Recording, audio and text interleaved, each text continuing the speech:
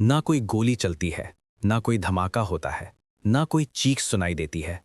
लेकिन अगले दिन सुबह उसी बंगले के अंदर एक बेहद अहम शख्स की लाश मिलती है। एक ऐसा व्यक्ति जिसके बारे में कहा जाता था कि वो पाकिस्तान की खुफिया एजेंसी आईएसआई का बेहद भरोसेमंद ऑपरेटिव था। और सबसे हैरान कर देने वाली बात, घर में जबरन घुसने के कोई निशान नहीं, सीसीटीवी में कुछ भी रिकॉर्ड नहीं, गार्ड्स को कुछ भी पता नहीं चला, जैसे कोई आया ही नहीं। और फिर भी मिशन पूरा हो गया। स्थानीय अधिकारियों ने इसे रहस्यमयी मौत बताया, लेकिन खुफिया हलकों में एक फुसफुसाहट फैल चुकी थी। क्या यह भारत की खुफिया एजेंसी रॉ का एक साइलेंट ऑपरेशन था? भारत और पाकिस्तान के बीच संघर्ष सिर्फ युद्ध के मैदान में नहीं हुआ, बल्कि असली लड़ाई हमेशा छाया में लड़ी गई। 1947 के विभाजन के बाद से ही दोनों देशों की खुफिया एजेंसियां एक दूसरे की गतिविधियों पर नजर रखती रहीं। 1965 और 1971 के युद्धों के बाद भारत ने महसूस किया कि उसे एक मजबूत विदेशी खुफिया एजेंसी की जरूरत है। इसी सोच से रॉ की स्थापना हुई। रॉ का काम था विदेशी देशों में खुफिया जानकारी जुटाना, आतंकवादी नेटवर्क की निगरानी करना और दुश्मन देशों की योजनाओं को पहले ही समझ लेना। लेकिन रॉ का सबसे महत्वपूर्ण सिद्धांत था, कोई ऑपरेशन चाहे कितना भी सफल क्यों ना हो, सरकार कभी आधिकारिक रूप से उसे स्वीकार नहीं करेगी। इसी वजह से रॉ के कई मिशन आज भी रहस्य बने हुए हैं। इतिहास बताता है कि दुनिया की लगभग सभी बड़ी खुफिया एजेंसियां विदेशी जमीन पर गुप्त मिशन चला चुकी हैं। कई बार लक्ष्य को खत्म करना उद्देश्य नहीं होता, बल्कि संदेश देना होता है कि एजेंसी हर जगह पहुंच सकती है। भारत और पाकिस्तान के बीच खुफिया गतिविधियां दशकों से चल रही हैं।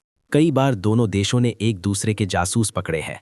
कई बार आरोप लगे हैं कि एजेंसियां सीमा पार ऑपरेशन चलाती हैं, लेकिन दोनों देशों की सरकारें हमेशा आधिकारिक तौर पर इन आरोपों से इनकार करती रही हैं। यही कारण है कि ऐसे कथित साइलेंट मिशन हमेशा रहस्य बने रहते हैं। खुफिया विशेषज्ञ बताते हैं कि ऐसे मिशनों में एजेंट वर्षों तक दूसरे देश में सामान्य नागरिक बनकर रहते हैं। स्थानीय संपर्कों का इस्तेमाल किया जाता है। ऐसा तरीका अपनाया जाता है कि कोई सीधा सबूत न बचे, और कई बार लक्ष्य तक पहुंचना ही सबसे कठिन हिस्सा होता है, क्योंकि जासूसी की दुनिया में एक छोटी गलती का मतलब होता है मिशन का खत्म होना और एजेंट का हमेशा के लिए गायब हो जाना। किसी भी आधिकारिक दस्तावेज या प्रमाणित इतिहास में ऐसा कोई विशिष्ट मामला दर्ज नहीं है जिसमें भारत की खुफिया एजेंसी रॉ ने सार्वजनिक रूप से पाकिस्तान में किसी आईएसआई अधिकारी को खत्म करने की पुष्टि की हो। लेकिन जासूसी की दुनिया का एक नियम है जो सबसे महत्वपूर्ण होता है, वो अक्सर कभी रिकॉर्ड में दर्ज नहीं होता। जासूसी की दुनिया में असली ताकत हथियार नहीं होती, बल्कि जानकारी, मनोवैज्ञानिक दबाव और रणनीतिक नियंत्रण होता है। कई बार सिर्फ ये संदेश कि हम तुम्हें कहीं भी ट्रैक कर सकते हैं ही सबसे बड़ा हथियार बन जाता है। आज के दौर में जासूसी का तरीका बदल चुका है। अब युद्ध सिर्फ सीमा पर नहीं, बल्कि साइबर स्पेस, डिजिटल निगरानी और सूचना युद्ध में लड़ा जा रहा है। खुफिया एजेंसियां अब हथियारों से ज्यादा डेटा और तकनीक पर निर्भर है।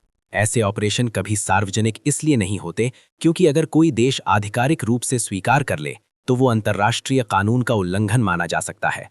इसीलिए सरकारें चुप रहती हैं, एजेंसियां गुप्त रहती हैं और सच्चाई अक्सर हमेशा छुपी रहती है।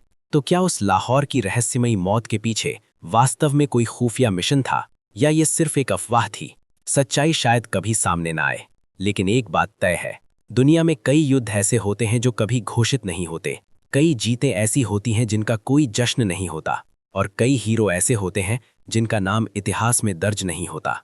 जासूसी की दुनिया में सबसे खतरनाक हथियार गोली नहीं, बल्कि खामोशी होती है, और यही खामोशी कभी-कभी सबसे बड़ी कहानी बन जाती है।